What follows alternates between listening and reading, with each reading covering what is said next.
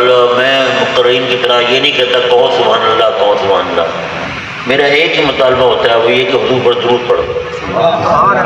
یہ اتنا کثیر مجمع ہے، درود کی آواز ہی نہیں آئی، بآواز بلند درود پڑھیں، آخر تک ہر شخص بآواز بلند درود پڑھیں۔ اللہم صلی علی سیدنا مولانا محمد وعلی آل سیدنا مولانا محمد بارک وسلم۔ میرے دوستو، نیکی کے کام میں بخل سے کام نہیں لینا چاہیے۔ حضور صلی اللہ علیہ وسلم میں وہ شخص انتہائی بخیل ہے، کنجوس ہے، یہ اس کو کے سامنے میرا نام آیا اور مجھے درود نہ بھیجے۔ ایک دو پھر باواز بلند دوسری پڑھی، اللہم صلی علی محمد والسلام علیکہ یا سیدی یا رسول اللہ وسلم علیکہ وعلی آلکہ واصحابکہ یا سیدی یا جد الحسن والحسین۔ یہ درود شریف ہے نا، جب ہم درود شریف پڑھتے ہیں تو ہم وہ کام کرتے ہیں جو اللہ کرتا ہے اس کو فرشتے کرتے ہیں۔ سبحان اللہ۔ اللہ کے کام اور ہیں، بندوں کے کام اور ہیں۔ بندے اللہ کا کام نہیں کر سکتے، کر سکتے ہیں؟ ذرا سوچیں ہیں کہ بندے اللہ کا کام کرتے ہیں، بندوں کا کیا کام کرنا ہے؟ بندوں کا کام ہے روزی کمانا، محنت کرنا، مزدوری کرنا، نماز پڑھنا، روزہ رکھنا، عبادت کرنا، یہ بندوں کے کام ہے نا۔ اللہ کا کام کیا ہے؟ اللہ کا کام ہے پیدا کرنا، روزی دینا، جلانا، مارنا، یہ اللہ کا کام ہے۔ تو میرے دوستو، اللہ کا کام بندہ نہیں کر سکتا، لیکن یہ کام وہ ہے جو اللہ بھی کرتا ہے، اس کو فرشتے بھی کرتے ہیں۔ ان اللہ ملائکتہ یصلون علی النبی، اللہ اور اس کے فرشتے نبی پر صلاۃ بھیجتے ہیں اور بھیج رہے ہیں۔ یصلون یہ استمرار کا صیغہ ہے، مضارع کا استمرار کا، یصلون بھیج رہے ہیں۔ یا ایھا الذین آمنوا، اے ایمان والو تم بھی رسول پر صلاۃ بھیجو۔ واجب الاحترام علماء کرام، معزز حاضرین، پیارے دوستو، بھائیو، میں اپنے محبوب، اپنے محترم رضا ربانی کھڑ، اللہ تعالیٰ ان کی مدراس فرمائے اور عزت عظمت کے ساتھ قائم رہنے، ان کے اصرار پر میں یہاں حاضر ہوں۔ میں اپنے بالکل میں نے جانا چھوڑ دیا ہے۔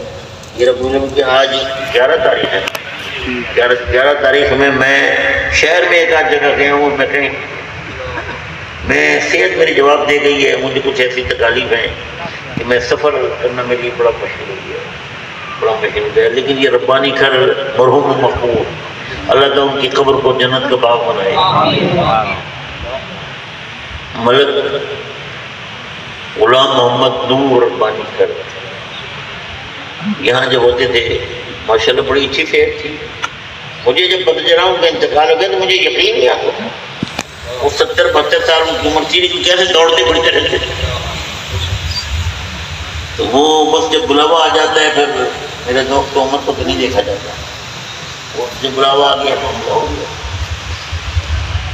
تو الحمدللہ ان کے بیٹے رضا ربانی نے ان کی یادوں کو تازہ رکھا ہے اور ان کے نقش قدم پر ہیں۔ اللہ تعالیٰ ان کے والد محترم ملک غلام محمد نور ربانی کھر کی قبر کو جنت کا باغ بنائے اور انہیں کروٹ کروٹ اللہ تعالیٰ اپنی رحمتوں سے نوازے اور ان کی روح مبارک کو اپنے بیٹے سے راضی رکھے۔ حضرات گرامی، چند باتیں ٹوٹی پھوٹی سکھاؤں گا، مجھے تقریر کرنا میں بھول گیا ہوں۔ بات یہ ہے کہ ربیع الاول کا مہینہ ہے اور ربیع الاول کے مہینے میں حضور کی میلاد کی محفلیں ہوتی ہیں۔ بعض لوگ تو میلاد سے چڑھتے ہیں، ان کے نزدیک میلاد جو ہے وہ بدعت ہے، وہ شرک ہے، وہ غیر ضروری ہے، اور وہ کرنا بعض کے نزدیک تو معصیت اور گناہ ہے۔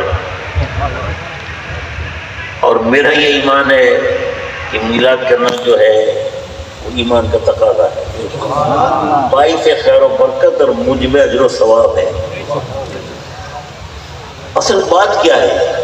بات یہ ہے کہ دین جو ہے، دین اسلام،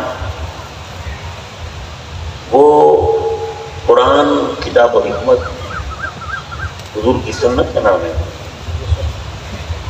اب یہ ساری چیزیں حضور کی ذات کے اندر ہیں، قرآن کو حضور نے دیا ہے،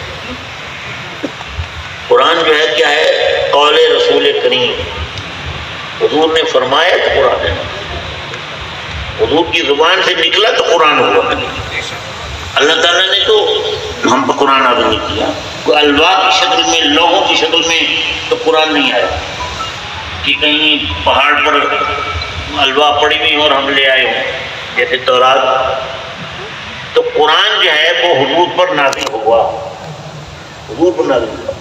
اور قرآن کہتا ہے لو انزلنا هذا القرآن على جبل لرأيته خاشعا متصدعا من خشیۃ اللہ، اگر ہم اس قرآن کو پہاڑ پر نازل فرماتے، یہ میں کوئی قول نہیں بیان کر رہا، حدیث نہیں بیان کر رہا، قرآن پڑھ رہا ہوں کہ اگر ہم اس قرآن کو پہاڑ پر نازل فرماتے تو اے مخاطب تو دیکھتا کہ وہ پہاڑ رب کی خشیت سے چکنا چور ہو جاتا، ٹکڑے ٹکڑے ہو جاتا، ریگا ریگا ہو جاتا۔ یعنی قرآن کی یہ تاثیر ہے کہ قرآن اگر پہاڑ پر نازل کیا جائے تو پہاڑ اسے برداشت نہیں کر سکتا۔ اور پہاڑ جو ہے وہ استعارہ ہے، علامت ہے طاقت کی علامت ہے۔ کیا مطلب کہ ہم کہتے ہیں نا وہ شخص تو آپ اسے نہیں لا سکتے، وہ تو پہاڑ ہے، پہاڑ تو پہاڑ طاقت کی علامت ہے۔ تو جو اتنی طاقتور چیز ہے قرآن کا وزن وہ بھی نہیں اٹھا سکتا، لیکن وہ قرآن جس کو پہاڑ نہیں اٹھا سکتا قلب مقتوا نہیں اٹھائے۔ تو میرے دوستو ذرا غور کرو کہ حضور کا دل کیسا دل ہے۔ لوگ آج کل بڑے ہلکے انداز میں ذکر کرتے ہیں، قرآن کا ذکر کریں گے، ویسے حدیث کا بھی ذکر کریں گے، لیکن ذات رسول کا ذکر وہ اس انداز میں نہیں کرتے اس انداز میں کرنا چاہیے،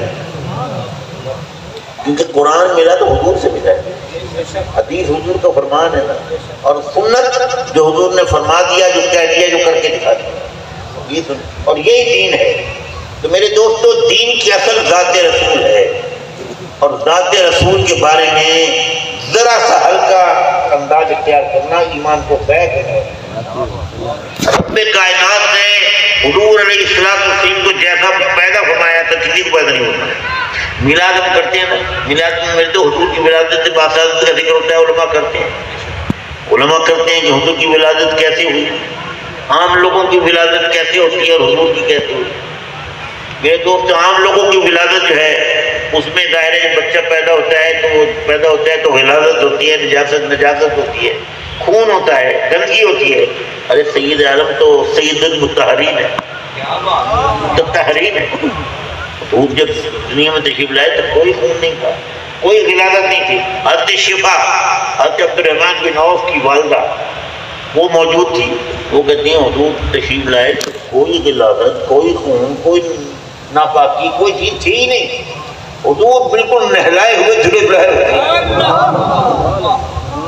تو میرے دوست ایسی ہستی کا میلاد کرنا ہم پر واجب ہے نہیں، ایمان کا تقاضا ہے یا نہیں؟ اور پھر حضور کی ذات کو اس طرح اجاگر کرنا یہ ایمان کا تقاضا ہے۔ عام آدمی کی طرح حضرت رسول ہے حضور کتابوں، ہمارا جو جھگڑا ہے وہ یہی تو ہے کہ تم نے ذات رسول کو توحید کے لیے، توحید الہی کی عظمت کو اجاگر کرنے کے لیے تم نے ذات رسول کو کمتر کر دیا۔ ارے اللہ اللہ ہے، اس کا کوئی مقابلہ ہے؟ اللہ سے کوئی مقابلہ کر سکتا ہے؟ وہ مالک ہے، وہ خالق ہے، وہ رازق ہے،